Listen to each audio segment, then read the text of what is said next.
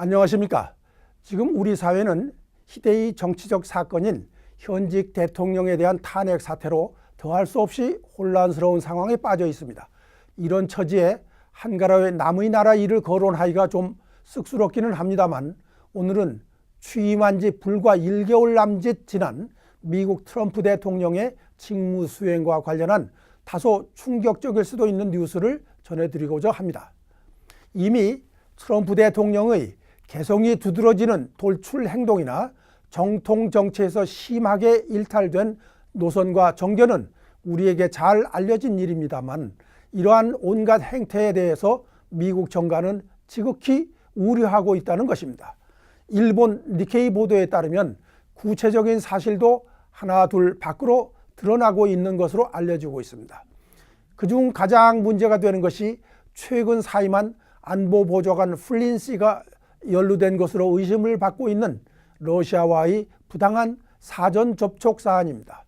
이 사건에는 심지어 트럼프 대통령이 직접 관여한 것이 아닌가 하는 의구심마저 나오고 있는 지경입니다. 이런 상황에서 미국 정가는 미국 헌법 수정 제25조 제4절의 규정에 주목하고 있다고 알려지고 있습니다. 이 규정은 부통령과 15명 강요 중에서 과반수가 트럼프가 대통령 직무를 수행할 수 없다고 문서로 신청하는 경우에는 부통령이 즉시 권한을 수행하게 되어 있다는 것입니다.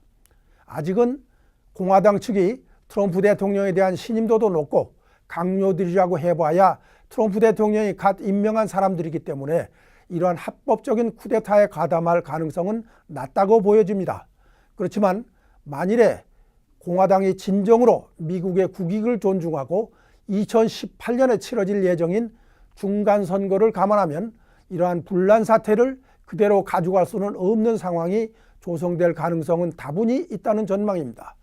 밖으로 드러나지는 않고 있으나 지난번 트럼프 대통령이 이슬람계 7개국 출신 이민자들에 대한 입국을 전격적으로 중지시켰던 행정명령을 발령한 것도 의회와 아무런 사전 협의도 없이 단행을 해서 공화당 내부에서조차 상당히 당혹스러워했다는 소문입니다. 지금 트럼프 대통령은 취임 초 지지율로는 역대 대통령 중에 최저 수준인 40% 전으로 떨어진 것으로 알려지고 있고, 한편 미국 국민들 대다수는 트럼프보다는 펜스 부통령을 선호하고 있는 것으로도 알려지고 있습니다. 미국과 같이 민주주의 틀이 잘 짜여진 나라에서도 이러한 상황이 우려되는 것을 보면 언제 어디서나 민심을 잃은 위정자는 성난 민심의 파도 위에 요동치기도 하고 때로는 뒤집혀져서 물밑으로 가라앉고 마는 것은 만고의 진리인 것 같습니다.